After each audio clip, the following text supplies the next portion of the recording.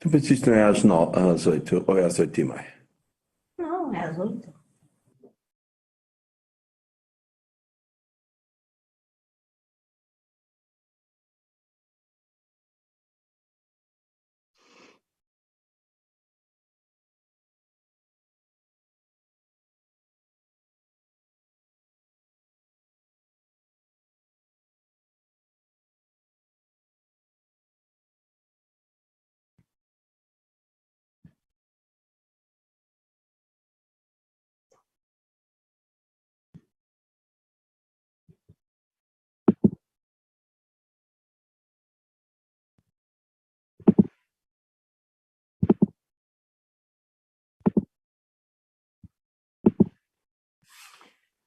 Good morning. Welcome to the Africa EU Week, and welcome to this exciting pre-summit event where we will hear from a very distinguished set of speakers.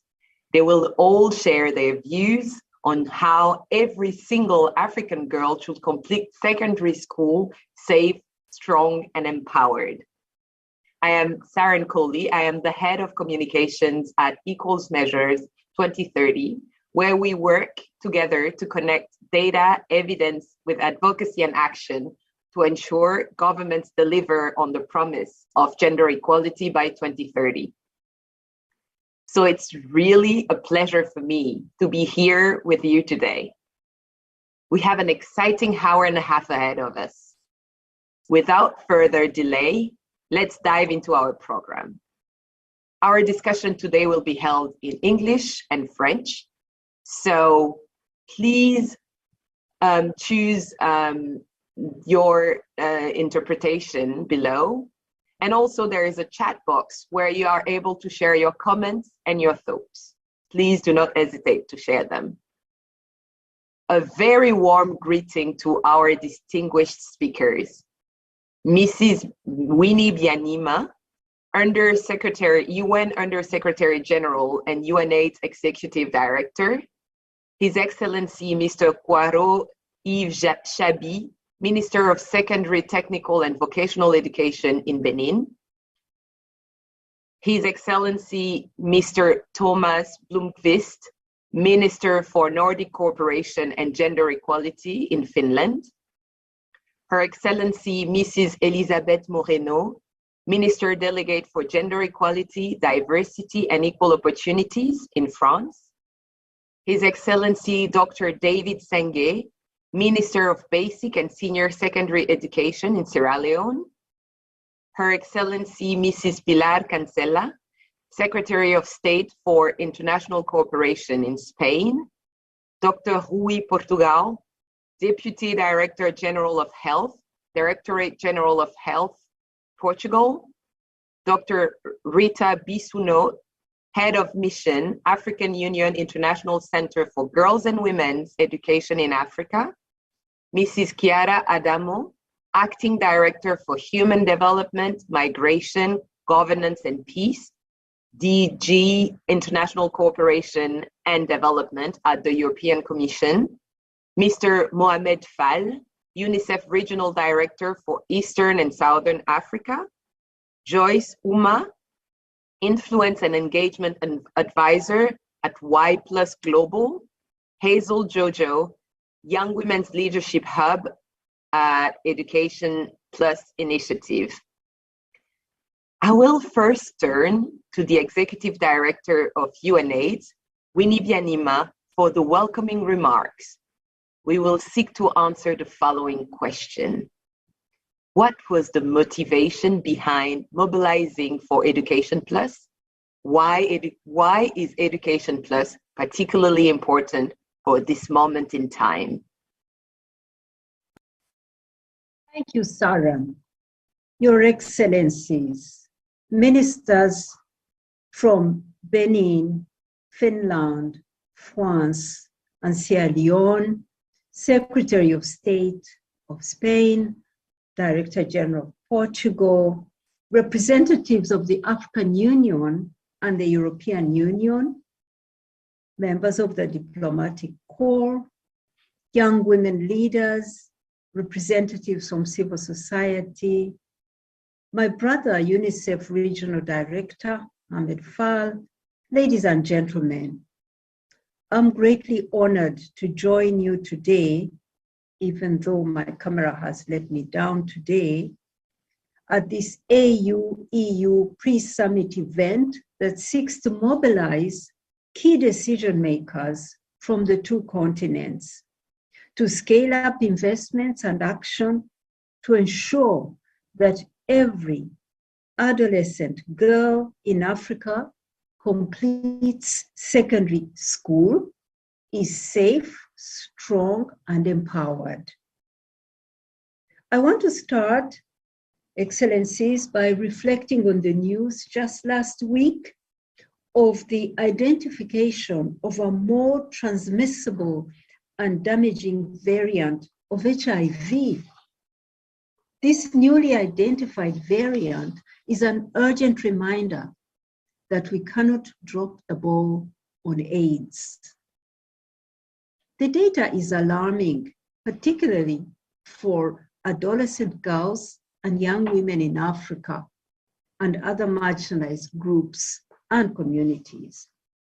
Every week, nearly 4,200 adolescent girls and young women in sub-Saharan Africa are newly infected with HIV.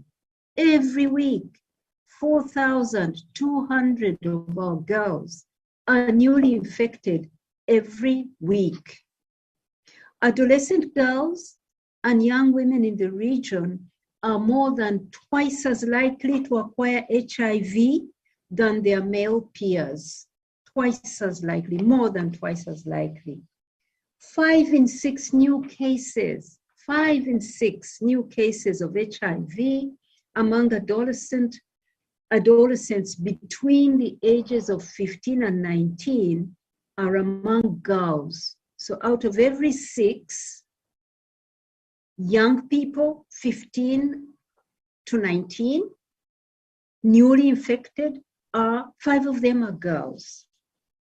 7 out of 10 young women in the region lack adequate HIV prevention knowledge. These realities are unacceptable. Unacceptable. Your Excellencies, gender-based inequalities continue to drive the HIV pandemic in Africa. And this is something we can stop. This is something we know how to solve. Evidence confirms that completion of quality secondary education by adolescent girls has reduced HIV infection by up to 50% in some countries. This is life-changing. It is for this reason that I'm excited about the groundbreaking Education Plus initiative, which I co-lead with my colleagues, the executive directors of UNICEF, UNESCO, UNFPA, and UN Women. The Education Plus initiative aims to close the inequalities and end the gender injustices that block progress in sub-Saharan Africa and hold back adolescent girls and young women from exercising their rights and life choices and realizing their full potential. This initiative leverages the specific mandate, the expertise, the knowledge, the skills, and the impact of 5 UN agencies in a coherent manner to ensure that adolescent girls and young women in all their diversity complete secondary education and are protected from HIV. Let's not forget actually that there are, even before COVID hit, there were 34 million girls in sub-Saharan Africa of secondary school age who were not in a classroom. So this initiative seeks to get girls into the classroom, all girls, and boys in sub-Saharan Africa to complete their secondary education in order to be protected from HIV, to have access to comprehensive sexuality education, to have their sexual and reproductive health and rights fulfilled, to have freedom from gender-based and sexual violence, and to have smooth school-to-work transitions and economic security and empowerment. This initiative, Education Plus, is an accelerator, not only for the empowerment of girls and young women and their communities, but also for the implementation of the Global AIDS Strategy and the Political Declaration on Ending AIDS by 2030 that was adopted by all member states at the UN General Assembly last year. To achieve this, partnerships are key. At UNAIDS, we look forward to working with all of you, including our multilateral and development cooperation partners, especially the European Union, so that we end the intersecting inequalities that put adolescent girls and young women at such a higher risk of HIV infection. Let's commit together to keeping all our girls safe and strong and HIV free. Thank you, and back to you, Sarah. Thank you very much, Winnie, and thank you and the other UN leaders for spearheading Education Plus, a game changer for girls and young women in sub-Saharan Africa. Using secondary education as an entry point for what you call the Plus package is really strategic. This is what can truly bring about changes in girls' lives. Those interested can learn more about the initiative on its webpage. You will find a link on the chat box and social media handles.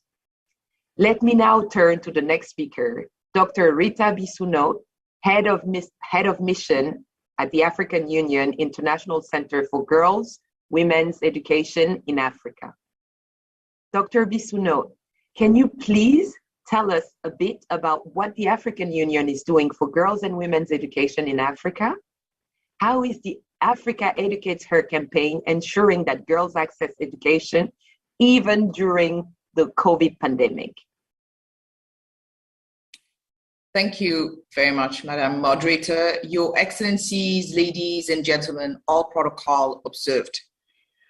On behalf of His Excellency Professor Mohammed Belluchin, allow me to thank UNAIDS for inviting the African Union Commission to co-host this event, this side event on the margins of the African Union EU Summit on this Education Plus initiative. Overall, let us say that most of our African Union member states are doing well in the domestication and formulation of measures and actions pertaining to the implementation of continental legal instruments, even though there are some exceptions in countries which are in conflict and humanitarian situations. 45 are out of our 55 AU member states have ratified the Banjul Charter, and this is the right direction for attainment of gender equality and women's empowerment. However, despite this progress, 18 countries still discriminate girls and women in education, as we can see, which is evidenced by laws on expulsion of our girls from school due to pregnancy. And 7 countries criminalize this. However, 15 of those 18 countries have ratified the Banjul Charter. I think it's very important to point out that Africa is the only continent which has a human rights treaty dedicated specially to girls and women. I take, for example, the Article 12 of the Protocol to the African Charter on Human and People's Rights, on the rights of women in Africa. This protocol tasks state parties with elimination to all forms of discrimination against women in education. I would also like to underline that our department, the Department of Education, Science and Technology at the African Union Commission, has its specialized center, the African Union International Center for Girls and Women's Education, which is mandated to promote the empowerment of girls and women through education And AUCFR has produced a compendium on legal instruments pertaining to girls' and women's access in Africa, as well as a monitoring report. And these documents are available on our website, or it can be availed on request. The education of our girls is protected by a number of African treaties, such as the Article 13 of the African Youth Charter, which has a provision that girls and women who become pregnant or get married have the opportunity to continue their education. The Article 1 of the African Charter on the Rights and Welfare of the Child requires states to ensure equal access to education for girls. Following closures of schools due to COVID-19 pandemic, AUCFR launched its Africa Educator campaign, which is a rallying call to all our AU member states, our development partners, and our youth most especially, to take actions through pledges to ensure that girls access continued learning, but also go back to school as schools reopen. As we know, school closures harm our girls in many ways, often with very long-term consequences. Once our girls are taken out of school, the probability of them going back is very low. Schools provide safe spaces for girls. When they are in school, they are less likely to be forced into marriage and be abused sexually. During this pandemic, however, schools were not there to protect our girls. And this crisis has put them at much higher risks of sexual violence and exploitation, trafficking, child marriage, forced labor, and social exclusion. This is why we need to work together, and I'm very happy that we're here today in this side event with all our partners to make sure that we do not lose the gains that has been acquired over the last decades. We must move forward and ensure that all our girls and young women acquire, as Ms. Winnie has just said, at the minimum, a secondary education. The universal secondary education should entail providing the necessary skills and competencies to address the issues they face, such as sexual harassment, rape, early pregnancy, early marriage, discrimination at work, limited livelihood opportunities. This requires resilient, strong, and humbled, empowered young women. And it can be done if we all work together, if we all collaborate together, if we ensure that at the end of the day, it is the girl who is our clientele. The African Union Commission is committed to seeing all the girls achieve a minimum of secondary education. This is the smartest economic investment for our continent. I thank you. Thank you very much, Dr. Bissounot, for sharing with us the crucial work of the African Union that the African Union is pursuing in girls and women's education. Let me now introduce Mrs. Chiara Adamo, Acting Director for Human Development, Migration, Governance and Peace, DG International Cooperation and Development at the European Commission. Mrs. Adamo, the European Union is a long-standing development partner for Africa, including in the area of education. Can you tell us how the EU education programs can reduce barriers to education for girls and what synergies you can see with the Education Plus approach? Thank you, Excellencies and distinguished panelists. And first of all, thank you to UNAIDS for inviting the European Union to this important discussion.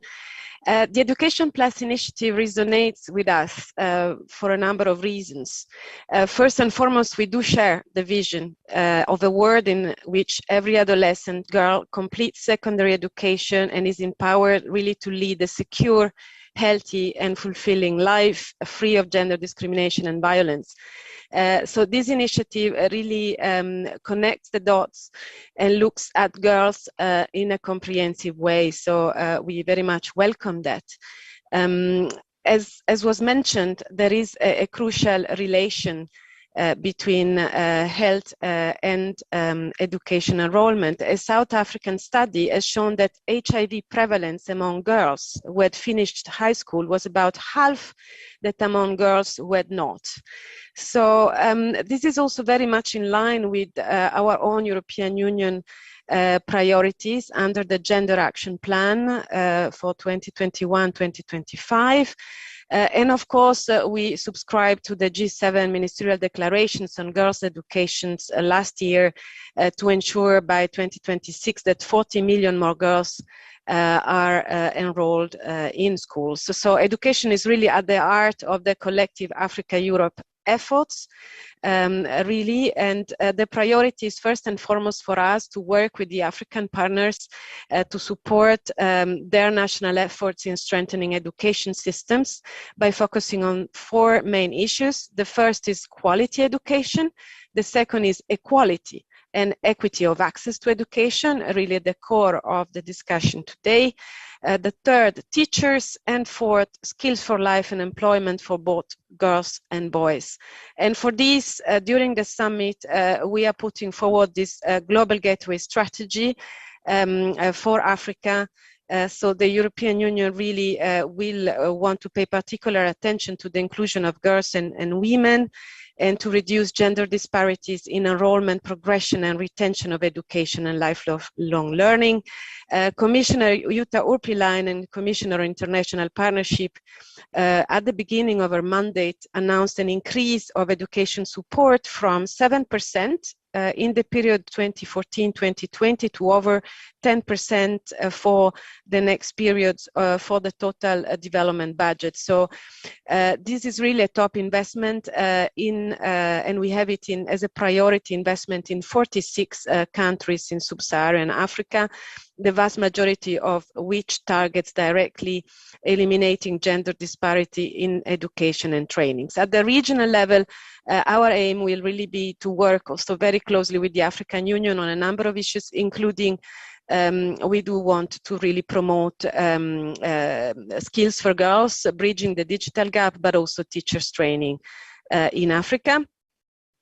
At all levels, be it country, regional, and global, what is important is really that our interventions are addressing school gender-based violence and provide sexuality education. So it really is important to look at girls in their entirety and all their needs. And to ensure that adolescent girls do not drop from school, it requires really this multi-layered response, which goes beyond education, and really includes universal access to sexual reproductive health information and services. So this is also addressed, of course, in the health interventions. And we do that also by really supporting work by the youth, by civil society. One example, Zambia, where efforts are also made to include universal access to sexual reproductive health services for youth and girls in particular. And of course, we do work with a number of partners, UNFPA on top of them, but also the Global Fund to fight AIDS, tuberculosis, and malaria. The Global Fund contributed to reduce HIV incidence among girls and young women, specifically by more than 5-fold in 13 countries. So it's really bringing all these dots together. And last but not least, I would mention the EU-UN Spotlight Initiative, which, as you might know, is an investment rolling out in 26 countries and 6 regions, 8 countries in Africa, together with a regional program in partnership with the African Union, really focusing on preventing and ending violence against women and girls, including SRHR elements, including encompassing education aspects. So I look forward really to look into how the Education Plus initiative and the Spotlight initiative could actually cross-fertilize, mutually learn from each other, and really exploit strengths, so that we can bring together a more comprehensive and sustained response. And finally, I really think, this is timed for education. So the title of this dialogue really sums up the importance of accelerating efforts for gender equality and for girls in and through education. I thank you. Thank you, Mrs. Adamo, for these enriching viewpoints. There are several common points of synergy with the Education Plus approach. Let me now turn to Mr. Mohamed Fall, UNICEF Regional Director for Eastern and Southern Africa. Mr. Fall, given that UNICEF is a co-lead of this joint initiative, can you tell us more about UNICEF's work supporting girls' education, particularly at the secondary level, as part of the Education Plus initiative? What changes need to be made for all girls in Africa to complete secondary school safe, strong, and empowered? Thank you so much, Saran. I really want to thank you for this opportunity. But allow me, before coming to your question, to thank the ministers that are with us in the panel here, to thank you, to thank our partner from the African Union and from the EU Commission, to thank my sister Winnie on behalf of our Executive Director, Catherine Russell, who unfortunately could not make it. I'm standing here on her behalf, and just wanted to say how much I'm delighted to be part of this conversation, because to me, at the juncture we are now in the sub-Saharan Africa, this is one of the most important topics to be discussed, and this is the most important issue to be addressed moving forward.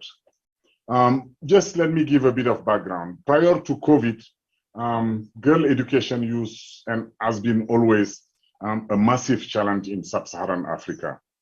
Despite progress we have seen, mainly in terms of access to primary education, we have seen, quite striking number. My sister Winnie mentioned the number of over 30 million of children, of girls who could not access education prior to COVID. And what we have seen is that COVID has exacerbated this situation with not only a 2-year disruption that affected everyone, but that affected mostly the young and the adolescent girls, because of when school resumed, we have seen that many of those children who could not come back to school were mostly girls.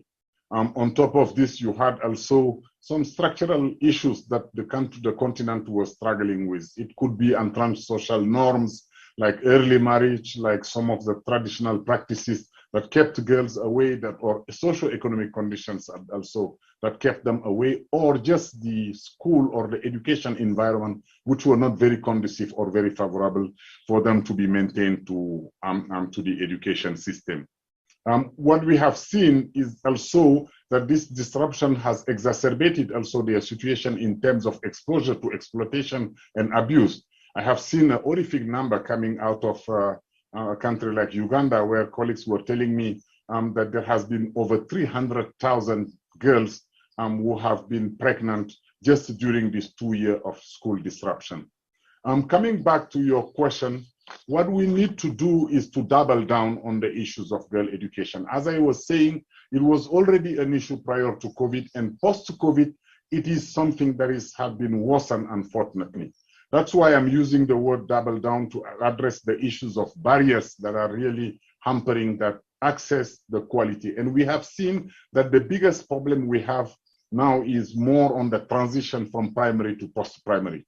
That's why I think the work on secondary school is extremely important, looking at the learning environment and how we make it conducive for girls, looking at how we work and mobilize community and society around the social norm that are hampering access and continuation of education, looking at also how we can make girls in a position to catch up from the impact of the COVID.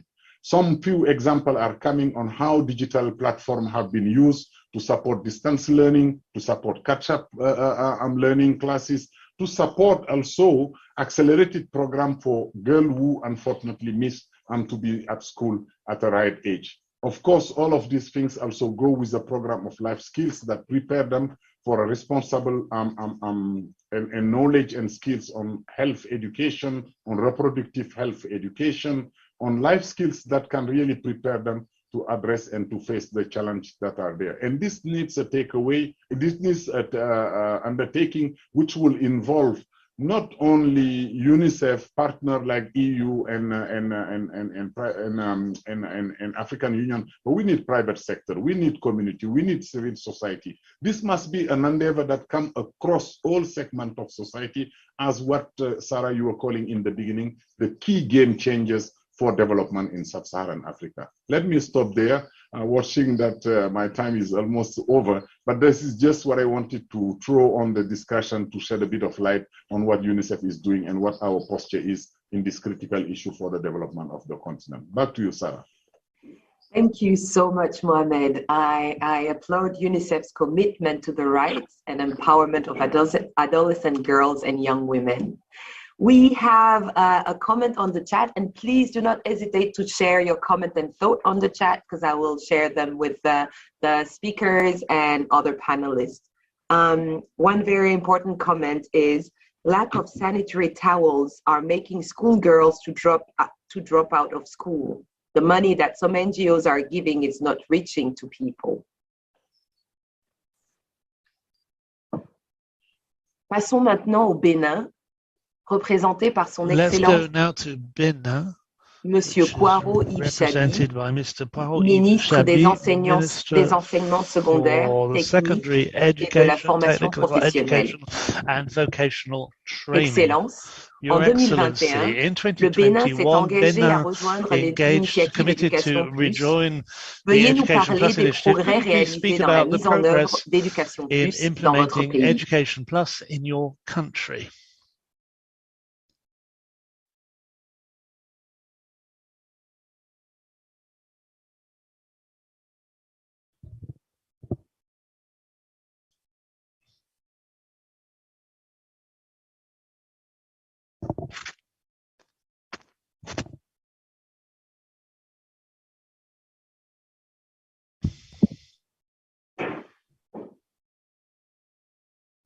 Très bien, je pense que le ministre n'est I pas think encore that the avec nous. minister is not yet with us. Donc nous allons passer So, let à us son Excellence now Madame move Elisabeth to Moreno, Her Excellency ministre Elizabeth déléguée Moreno, auprès du Premier Minister ministre chargé de dedicated to the l'égalité First entre Minister les hommes, for equality les between femmes, la men, diversité women, et l'égalité des chances. diversity and equality of opportunities. Madame la ministre, l'égalité entre les femmes et So, les hommes Madam est au Minister, cœur des equality priorités between de la men and présidence women is at française the de heart l'Union of the French européenne presidency of the et des European objectifs Union de coopération and au the aims développement for de la France en cooperation for Afrique. development of France Quelle in est votre Africa. vision de What la is your promotion de vision for the l'égalité promotion entre les of femmes et les equality hommes dans between men and l'éducation, y women in compris en education, Afrique? including in Africa? Comment l'approche How Éducation is Plus the Education peut-elle Plus soutenir approach les able to efforts support de la France en efforts matière d'égalité des by genres? France in terms of equality of opportunity? Hello. Hello, Sarah. Can you hear me correctly? Can you hear me Oui, tout à properly? fait. Oui, Yes, tout à fait. Merci. absolutely. Perfect. All this morning for such an important discussion. Madame la directrice générale d'ONU-SIDA, chère... Dear Winnie Nyama, this is Executive Director of UNICEF, Shea Catherine Roussel, ladies and gentlemen, ministers of Benin, Finland, Sierra Leone, Spain and Portugal, ladies and gentlemen, the representatives of the African Commission and the European Commission, ladies and gentlemen, of all levels, hello. First of all, I would like to thank UNAIDS for organizing this event during the European Union Summit. The question which you are asking is at the heart of the commitment by the French presidency of the European Union and also at the heart of France's Commission, because Emmanuel Macron, President of the Republic, has declared that his key cause will be equality of men and women as national and international level. I would also therefore like to congratulate therefore our General Director Winnie for the work that you are carrying out in this matter for decades. You are supporting the causes for social justice and equality between the sexes, and I know that education of young women and access to care is an important subject for you. To support your efforts, France is contributing actively to the activities of the United Nations to fight against the AIDS epidemic. As you all here know, I am convinced that access to healthcare is a fundamental human right. It is an inalienable right and non-negotiable right. That is why, dear Saran Colley, your question on the approaches in terms of social and behavioral changes is of particular interest to us, because we need to change the paradigm if we want to change the status quo. And we all know here that to do so, education is an absolutely fundamental axis. As Nelson Mandela said, education is the strongest arm to change the world, and to change the world for equality between all people. Young girls today in several countries of the world are still assigned to roles and sex-based activities. An activity based on human rights will enable us to question this, be it in terms of the reproduction of inequalities, the persistence of all forms of violence, in unwanted pregnancies among adolescents, and other practices such as child marriage and sex and females' genital mutilation. I would like to stress the importance to include men and boys, to consider them as true players for change. This can be, on the one hand, to raise awareness and consider violence, not just sexist and sexual violence, but on the other hand, we need to consider the perception of roles and the places assigned to each person within society. We need to raise awareness of the roles imposed on women and on men. I have paid great attention to the work of the African Union Commission under the presidency of Felix Tshisekedi, where positive masculinity, and I would like to congratulate them for their work. Positive masculinity places men and boys as players and allies, and also places them as beneficiaries of the transformation of gender-based relationships. This forms part of a long-term plan and structural and social changes of an important level. And finally, this transformation will enable us to change behaviors and relationships which exist within society. President Macky Sall in Dakar last November reassured me that equality will remain a priority for his action as the President of the African Union. I would like to congratulate him for this initiative. Pushed by Emmanuel Macron, France will invest in the development of programs aiming to accelerate behavioral changes. These are therefore two continents engaged without any reservations for equality between men and women, and we are happy to support the UN AIDS programs through Education Plus.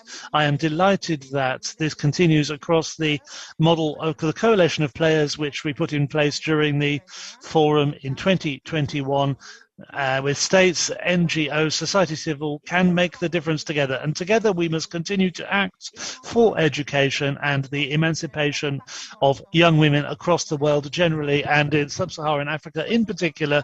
Let's remember this African quote: educating a woman is educating an entire village. Thank you very much. Thank you very much, Madam Minister, for your very clear presentation with much passion. Now we will go to His Excellency, Mr.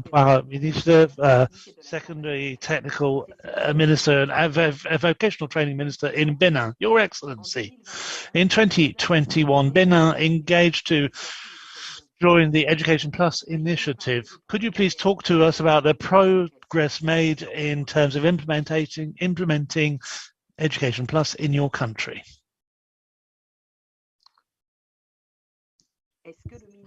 Is the minister from Benin, are you connected? Yes.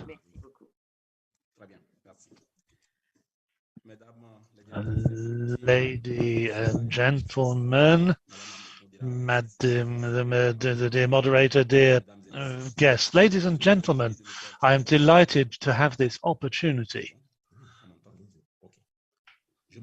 I am delighted to have this opportunity to take part in this event based on the Education Plus initiative on adolescent and young women in sub-Saharan Africa. As I said, in Dhaka during the summit on AIDS, and in West Africa and Central Africa, we remain very engaged to this Education Plus initiative for young women and adolescents, providing a range of services to their education, with secondary education as a strategic point and the use of actions in the fields of the fight against the inequality between sexes. This forms an answer to the number of women and girls who need to face more than boys at a national level. In terms of challenges, we can talk about HIV/AIDS, with 70% of new infections among adolescents and young girls. This is the weak professional insertion of girls and young women, and violence based on gender and moral harassment, sexual harassment and female genital mutilation, forced marriages and early pregnancies and unwanted pregnancies at school age, and these are all demonstrable. These challenges involve several factors based on the multi-sectoral and holistic approach to this, which translates in action plans from 2016 to 2021 and 2021 to 2026. And the program and the strategies across education in the post-2015 strategy, the USG strategy, which is being developed currently to contribute to progress access to education amongst adolescents and young girls in Benin. Among these measures, there is a digital plan with free access to school in maternal and primary schools, and the first cycle of secondary education for science, technical, industrials of more than 3 billion FCFA francs. Measures have been taken to eliminate violence to girls in school environments. Today, we have legal arsenal to reduce, punish, and stop violence against people and girls in particular, and eliminate all elements which mean that girls can take part fully in education and in our society. Other measures are being taken to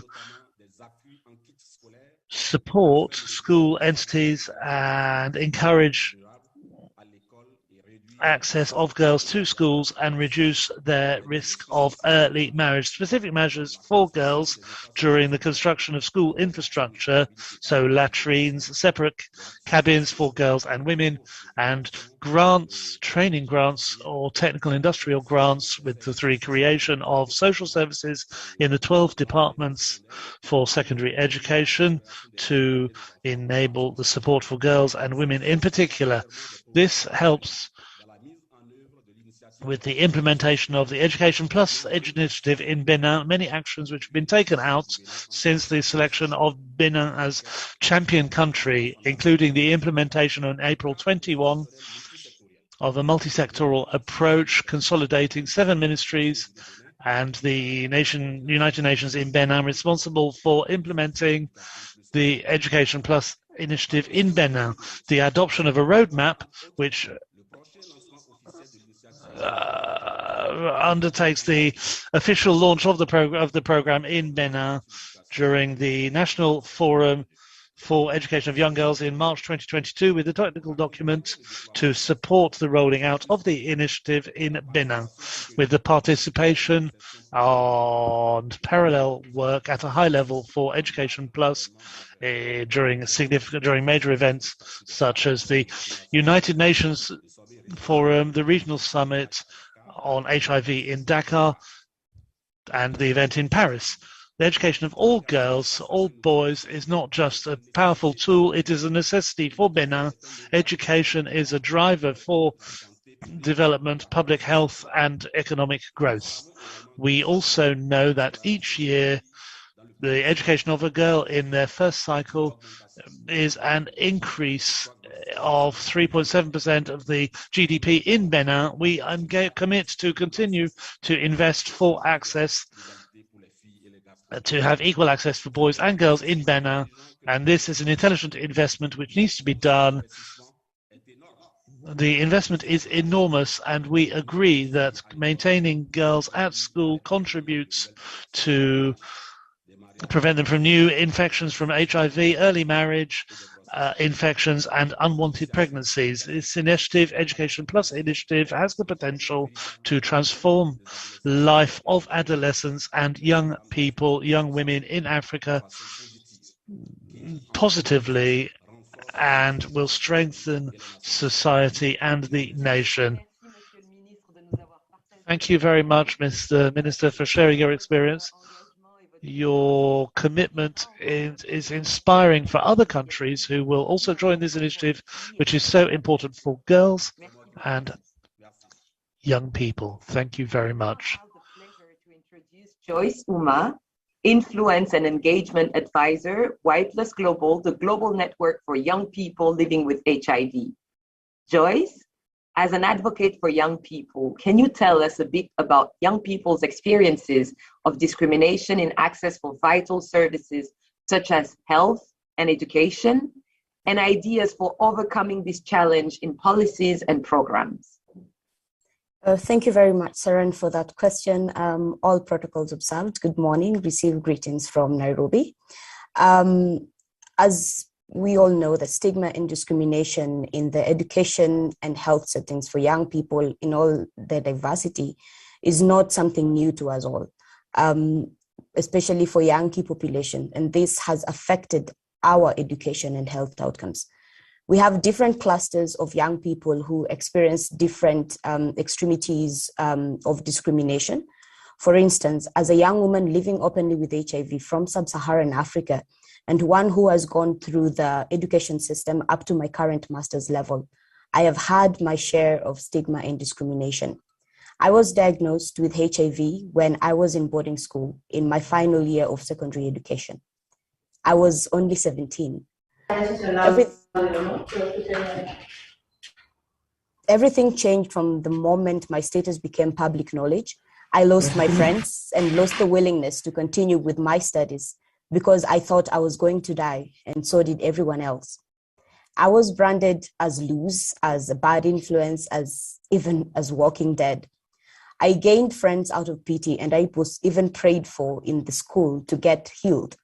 At some point, I stopped taking my medication because of this, and I missed out on opportunities to prepare for my final examinations. Since then, my life has been like a roller coaster, as you never know what to expect from people, even at the health facilities. And it has been 8 years, and I'm still struggling with this. But I am not alone. Last year, Y+ Global led the revision process of the Positive Learning publication, which is meant to meet the needs of learners living with HIV in the education settings with support from UNESCO. We conducted 6 regional youth consultations with young people living with HIV and young key population from Anglophone and Francophone Africa, the MENA region, ICA, Latin America, and the Hispanic Caribbean, and Asia. The results were shocking. It was clear that young people face almost similar challenges across board. The stigma, the discrimination, and the inequalities deepened with intersectionalities. Sexually active adolescents are denied essential sexual reproductive health services and sexuality education because of their age. Young people living with HIV, who are also part of the young key populations, reported extreme cases of discrimination and violence perpetrated by their teachers and school administration. They are punished without any mistakes, bullied, and sometimes even expelled from school. They are unable to seek the essential medical services due to the same reasons. And the healthcare provider attitudes and the criminalization of some populations makes it even harder for them to seek essential services. The question we always ask is, where is our autonomy as young people? But there are solutions. I believe the situation has been protracted because we are not angry enough. Because if we were angry enough, we would let young people lead the response and address the issues with urgency. In order to end AIDS as a public health threat by 2030, we need to protect the fundamental rights of adolescents and young women in all our diversity. Going forward, We need to retain the focus on ensuring that adolescent girls and young women in all our diversity are being ethically and meaningfully engaged in the development, implementation, and oversight of strategies, policies, and programs. We need to use the essential tools developed by young people, such as the revised positive learning recommendations brief, to guide the policies and programs that will also show us how to handle young people and to ensure that our programs are responsive to the needs of young women and young people in general. We need to be empowered through education, and we need the support to take charge of our own health and to make and enact decisions in relation to our health and sexuality. We need to put the young people at the center of programming and promote self-care and autonomy in all areas of our lives. We simply need you to allow us to be in charge. We need also that the partners need to initiate, support, and commit to programs such as the Education Plus initiative that protect and promote our human rights and remove barriers to education, HIV and health services, including stigma and discrimination, punitive practices, policies and laws, coercive practices such as lack of informed consent or confidentiality, and sexual and gender-based violence. As I conclude, it is critical to recognize that young people already have structures that we have been working with and that we have put in place to improve the quality of services offered to us. An example of this is the Ready to Care scorecard. But for this critical work to continue, youth networks need the support and sustainable resources to continue reaching out to our peers at the ground level. Thank you. I submit. Thank you so much, Joyce, for sharing your personal experience and for the important work that you do. Thank you again for sharing young people's experiences and ideas with us.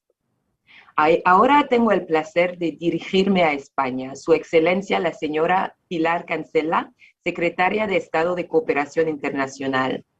Excelencia, la igualdad de género está en el centro de la política exterior española. ¿Cómo Education Plus puede promover la igualdad de género en África y apoyar los objetivos de la política exterior española en materia de igualdad de género? Muchísimas gracias. Thank you very much, moderator. Dear speakers, leaders, high-level leaders of the African Union and the European Union, ministerial decision makers, development partners and civil society organizations, youngsters and youth networks. I would like to start by thanking Education Plus for inviting me. I applaud the joint initiative by UNAIDS, UN Population Fund, UNICEF, UN Women, and we in Spain feel completely identified, especially in 2 points of your approach. The urgency of preventing HIV infections for adolescents and young African women that now die in staggering numbers due to AIDS. The consideration that secondary education is strategic in order to lower HIV infections and to achieve gender equality in sub-Saharan Africa. Spain and its EU partners share this vision and want to reinforce a commitment and leadership in a multi-sectorial and holistic approach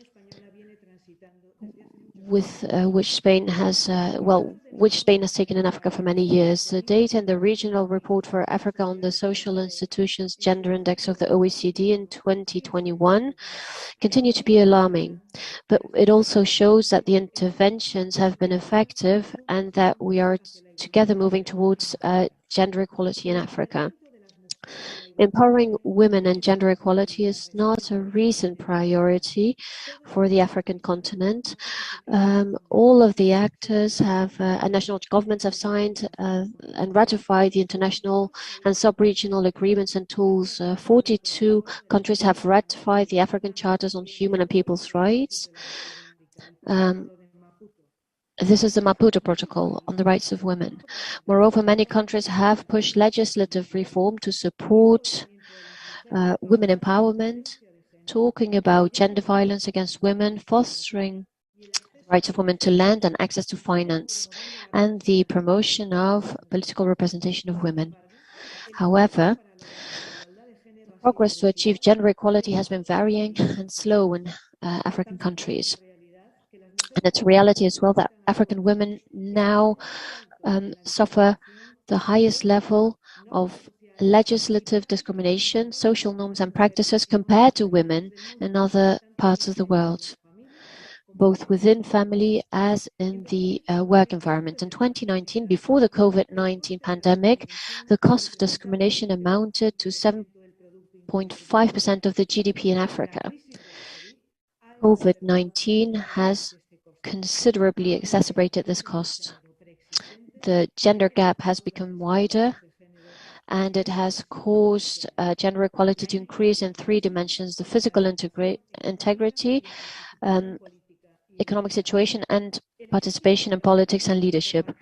The holistic approach that we share with Education Plus has shown that the interventions in favor of women in whatever sector have a positive impact on gender equality in all others. In the field of education, the Spanish corporation has prioritized vocational and university training. The investment in that is 3 times as high as for investment in primary education and early childhood. The gender distribution gap in primary education is 40%, but in secondary, vocational and university education, this amounts to 60%. It increases, so the gender gap actually increases in the higher levels of education, which is why we really need to intensify our efforts and our support to young women. Spanish cooperation works in the following countries in sub-Saharan Africa: Benin, Burundi, Cape Verde, Congolese Republic, Ethiopia, Ghana, Guinea, Madagascar, Malawi, Mali, Niger, Nigeria, Sierra Leone, Togo, Uganda, and Zambia. We also are part of projects organized by other international organizations like the ones that have organized this meeting: UNAIDS, UNESCO, the UN Population Fund, UNICEF and UN Women, and other strictly African projects like the Economic Community of West African States. Spain is part of the Global Partnership for Education and finances its gender programs. Thanks to this work, we see that every year, that for every additional year that a girl stays in the education system, her income will increase between 10 and 20% in the remainder of her life. There's almost 130 million girls who are not in school. Of them, 32 million do not even have access to primary education, and the others, almost 100 million, have not been able to continue their studies. In 70% of the countries where the Global Partnership works are very close to achieving gender equality in access to primary education. Thank you so much for your intervention. It points to many common areas of synergy to be explored for further collaboration on Education Plus. I will once again turn to the chat. There are a few comments about the way we can use social media positively for education and health, for young women specifically. There is another question in French, more a comment in French sur comment renforcer l'éducation des... How to reinforce the young ladies' education in rural areas in sub-Saharan Africa. Another comment about the inequalities for access to education and health. Please continue to share your thoughts and comments, and we'll share with the speakers and the panelists here. Thank you so much. Let me now pass the floor to His Excellency Dr. David Senge, Minister of Basic and Senior Secondary Education of Sierra Leone. Your Excellency, in 2021, Sierra Leone was the first country to make public commitments for Education Plus. Please tell us about the progress in implementing Education Plus in Sierra Leone. Thank you. honorable ministers, heads of agencies, distinguished ladies and gentlemen. I think it was a real privilege and honor for Sierra Leone to have made this commitment with our partner, UNAIDS in Sierra Leone, and all the other partners who are involved with this project, with Education Plus initiative. I think for us in Sierra Leone, we rely a lot on data. And we saw that in Sierra Leone, HIV prevalence was double for women, for adult women, than men, for people who were 15 years and above. And we also saw that for adolescent girls and young women aged 15 to 24 years, the rate was about 1.5%, 3 times 1.5% more likely to be infected with HIV than their male counterparts. And this was just not acceptable. We know as well from data that child marriage, sexual and gender-based violence, and several other harmful practices have been affecting girls disproportionately, leading to unplanned pregnancies, high dropout rates, and increased vulnerability of girls for HIV, but also just dropping out in education. And this is why when we were approached to be a country that supported this, we did not hesitate. And in 2021, early, the cabinet of Sierra Leone endorsed us joining this initiative, and we publicly were able to support in March of the same year. Now, this has been an ongoing process to transform education, not just in Sierra Leone, but also with the advocacy that we do across the region and globally. We are currently finalizing the Education Plus Initiative National Operation Plan, which we're doing with UNAIDS office here. And it's very much aligned with our National Development Plan and our Education Sector Plan, our ESP. Now, what are some of the things we've been able to do in terms of completion of quality education? Sierra Leone has achieved gender parity over the last 3 years in basic education. Certainly one of the challenges we have is that senior secondary education remains difficult. We have more girls taking the national exams and passing than boys in basic education. Though government has a STEM scholarship for girls to continue to secondary school through university, we still have fewer girls who are taking STEM. Within the president's flagship program, where 22% of our budget goes to education, every child who goes to public school can go for free, tuition free, and we provide core textbooks. And this has been one of the reasons why we've seen a lot more girls access and stay in school. Comprehensive sexuality education, we've adopted this into we have a framework for it, and within our syllabuses, we've embedded CSC materials within our learning and teaching materials. We've also been able to work with other leaders, like the First Lady, through our Hands of Our Girls campaign, where we provide free sanitary kits to kids. And last year and this year, government pledged $1 million to continue to buy sanitary pads for children. And we're just in the middle of completing that process now for this year's supply. You know, I think one of the things we did as well was during COVID, and because of our experience from Ebola, we saw that a lot of girls were getting pregnant. We were able to strengthen our SGBV message on the radio, and we passed a radical inclusion policy which allowed pregnant girls back to school such that they do not drop out.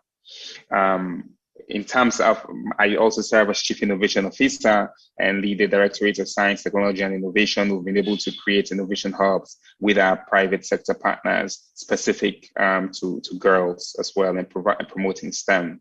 Certainly, some of the areas we need to improve on is the senior secondary school transition for girls. We know that maternal mortality is high in Sierra Leone. Most of the people dying are under 19, which means they're students. So we need to ensure that we support more girls. The recent EGRA-EGMA results showed that Sierra Leone did really well, have most of the zero scores, but we see that most of the activities still have boys doing better than girls in their early childhood education. So we need to continue investing in education, particularly for girls, and we need to provide those safe centers for girls as we also strengthen them and their digitization skills. So we are really honored as a country to be part of this process, and we'll continue to raise our voices such that every girl can go to school no matter where they come from. Thank you.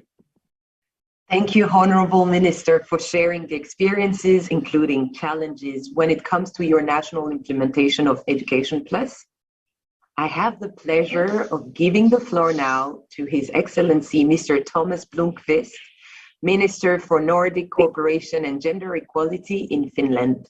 Your Excellency, from Finland's experience in promoting gender equality and women's empowerment in education, in what ways can Finland help advancing girls' education in sub-Saharan Africa? Executive Directors Banyama and Russell, Excellencies, friends. It is a great pleasure for me to attend and for Finland to co-sponsor today's event that focuses on such a topical issue.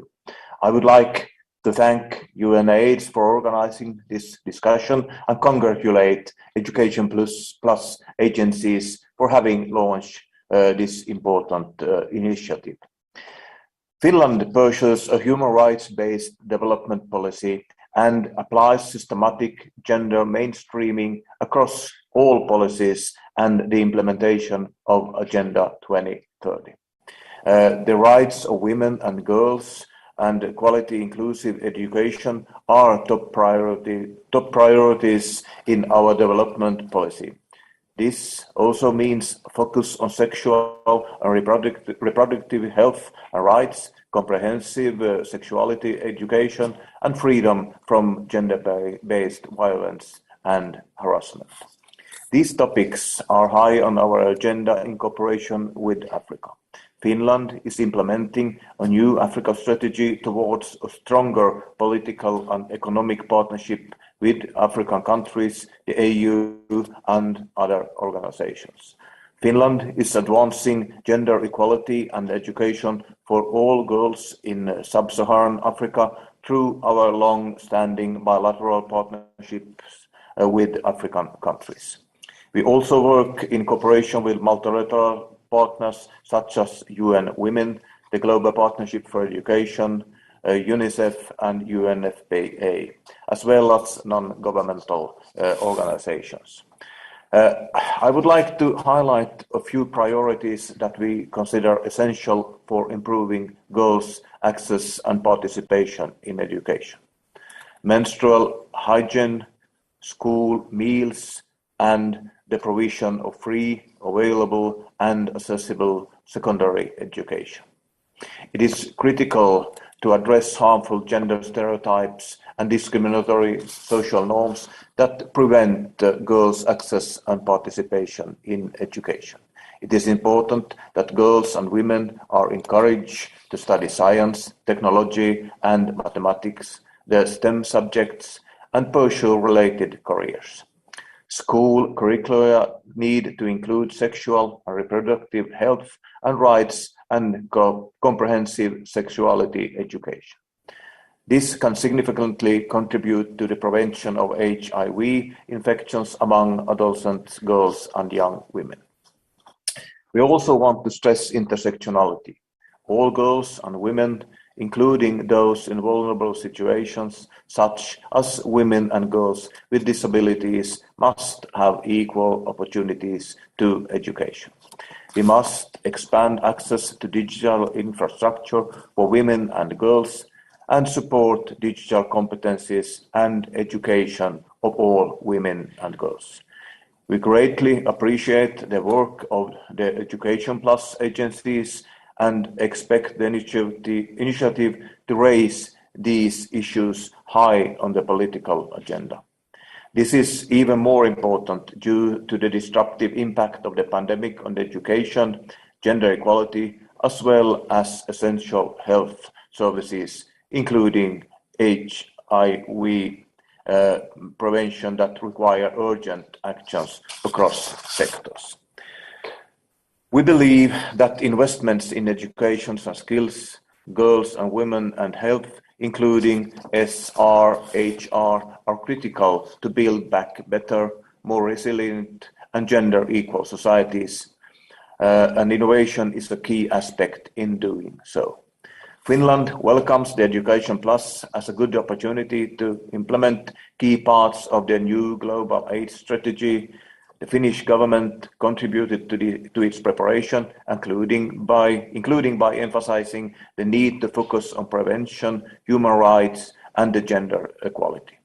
We look forward to hearing more about the implementation of Education Plus. Thank you. Thank you, Honorable Minister, for your intervention and for Finland's perspective. At this stage, I would like to pass on the floor to Hazel Jojo from the Young Women's Leadership Hub Education Plus initiative. Hazel, from your experience in advocating for young people's rights, which policy recommendations and programs on education will shift the trajectory for adolescent girls and young women? Thank you so much. Thank you for that question and all protocols observed. Greetings from Zimbabwe. I am a young activist who is passionate about transforming education. But if we look at it, girls and young women are marginalized in the education system due to a lot of factors, and it includes the issue of gender-based violence, teenage pregnancy, the burden of unpaid care work. But if we want a transformed education system, and we are still using an outdated education curriculum, then our dream of a transformed education will not be achieved.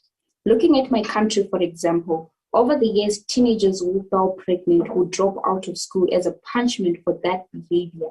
But in 2020, the government of Zimbabwe amended the 1999 Education Act that ruled out the expulsion of girls based on pregnancy. To me, that was a very positive step, and I call onto governments within the sub-Saharan Africa to also promote second chance education that will promote inclusion and equity. Also, I believe it is now time we develop and enforce policies and implement projects that reach to the wider and marginalized communities, especially in the rural areas.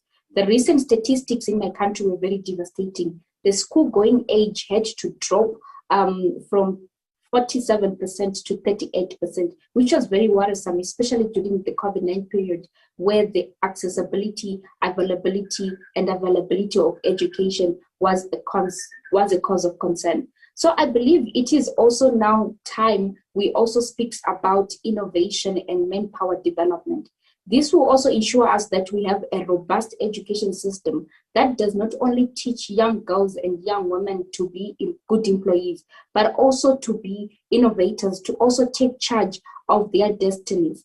This will also ensure that we have economic empowerment that also invests in a future where girls are able to indigenize and localize their knowledge to have tangible solutions. I also believe that we need programs that are led by young women.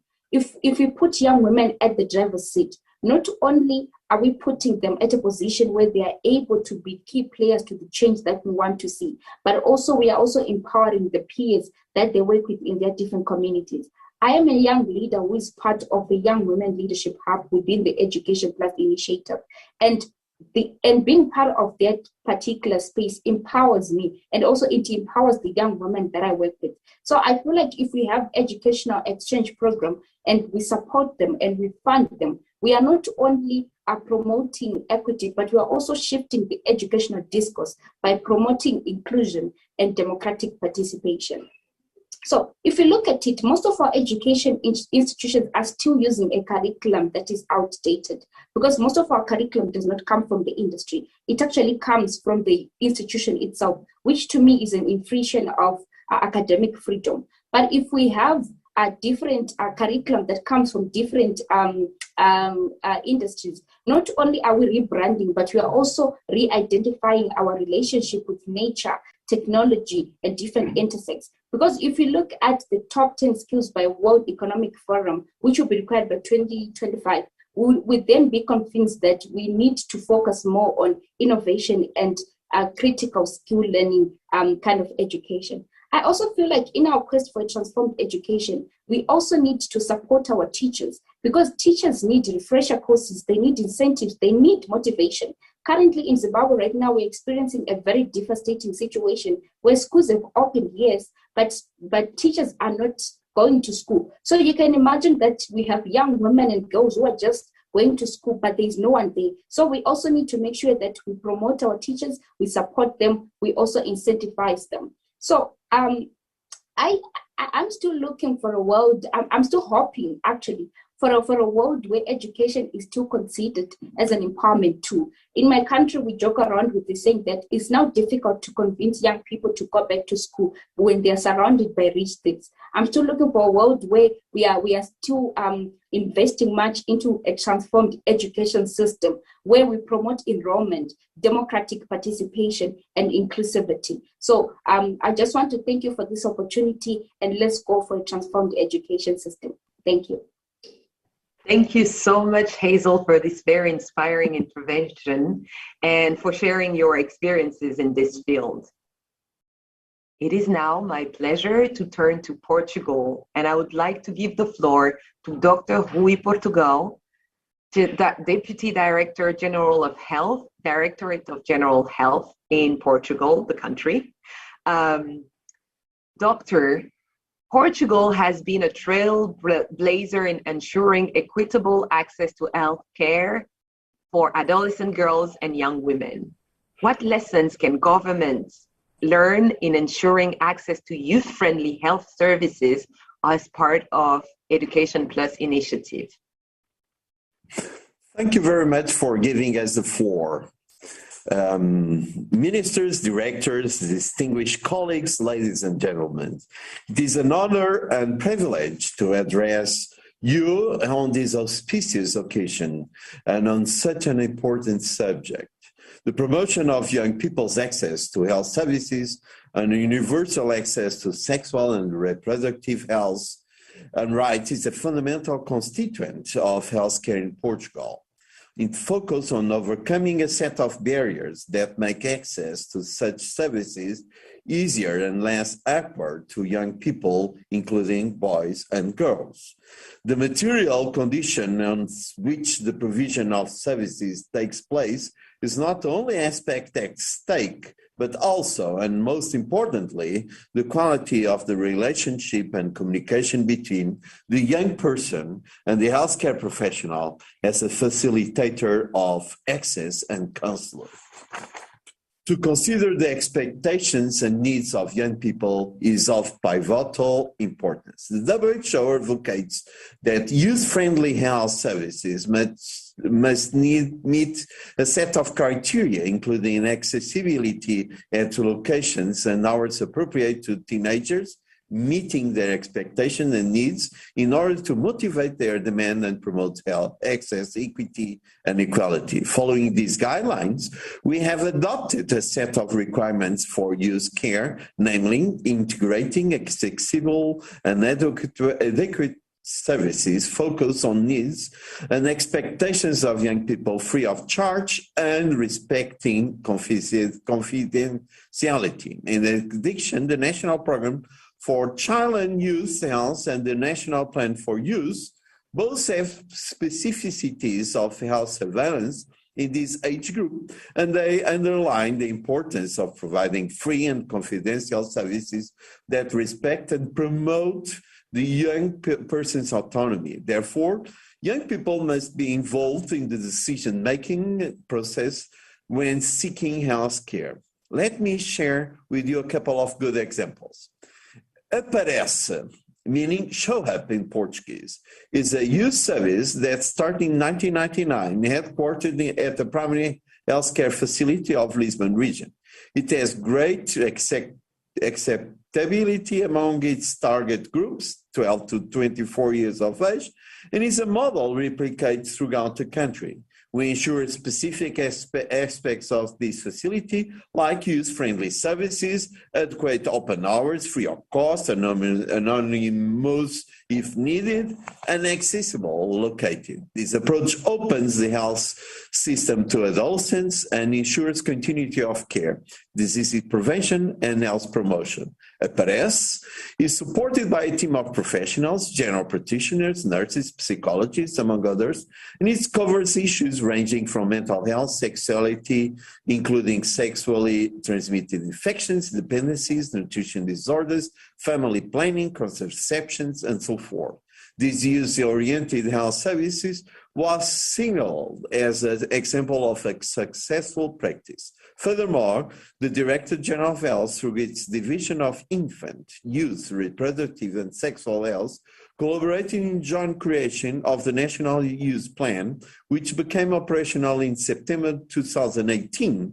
It is a policy instrument for sectoral coordination of youth policies, setting strategies, guidelines for government actions. Under this plan, several policies were adopted aiming at improving accessibility to the National Health Services care for young people, including girls, and enhancing the accessibility to and the operability of health promotion, prevention, and counseling mechanisms. Other example is the set of outreach materials provided national reproductive health programs, which with diversified information about contraception, pregnancy, voluntary termination of pregnancy, sexually transmitted disease. Family planning appointments offer information and resources promoting sexual education rights and prevention of sexually transmitted diseases, along with healthcare, counseling, general information, as well as access to contraceptive methods and free screenings. Some non-governmental associations, parish councillors or city councillors. Fortunately, in Portugal, the dropouts in school from the first degree to the 12th degrees achieved the mark of 6%, the best ever. Girls in Portugal are the majority of students at universities, and last year, PhD degrees were overwhelmed by young women in Portugal. This is the situation as we are empowering girls and young women in Portugal. Thank you very much. Thank you so much, Dr. Portugal, for your intervention and highlighting your country, Portugal's experience. Again, I would like to turn to the chat and share one comment with you, and it's again about rural areas. So it's the strategic frameworks on education for girls should trickle down to the rural areas by collaborating with community-based organization, welfare organization in the communities. Thank you so much for sharing this comment. Dear participant, our event is drawing to a close. Let me share one personal reflection on key components of the Education Plus approach. It's a gender-sensitive approach. It's the importance of girls' education and also in the development of each country and in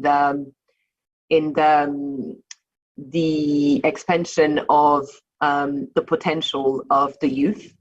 By way of summary of our event today, let me remind you of a few highlights that have come up in our discussion. Firstly, calls were made for the importance of scaling up gender transformative investments and policy action to address HIV among adolescent girls and young women in sub-Saharan Africa. In addition, we heard appeals for gender transformative, sustainable financing for equitable, inclusive, high-quality education by allocation of 20% of domestic budgets and donor financing in line with the African Union's Dakar commitment on education.